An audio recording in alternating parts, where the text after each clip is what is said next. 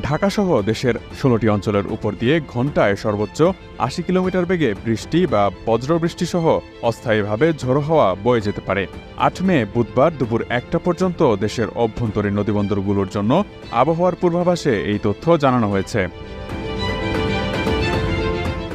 এতে বলা হয়েছে, রংপুর, পাবনা, বগুড়া, টাঙ্গাইল, ময়মনসিংহ, ঢাকা, ফরিদপুর, মাদারীপুর, খুলনা, বরিশাল, পটুয়াখালী, নোয়াখালী, কুমিল্লা, চট্টগ্রাম, কক্সবাজার এবং সিলেট অঞ্চলে পশ্চিম ও উত্তর পশ্চিম দিক থেকে ঘণ্টায় ৬০ থেকে ৮০ কিলোমিটার বেগে বৃষ্টি বা বজ্রবৃষ্টিসহ অস্থায়ীভাবে ঝোড়ো হাওয়া বয়ে যেতে পারে।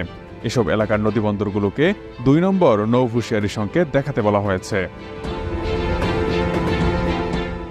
এদিকে ৭ মে মঙ্গলবার রাতে দেওয়া আবহাওয়ার সর্বশেষ পূর্বাভাসে বলা হয়, বুধবার রংপুর, রাজশাহী, ময়মনসিংহ, ঢাকা, খুলনা, বরিশাল ও সিলেট বিভাগের কয়েকটি জায়গায়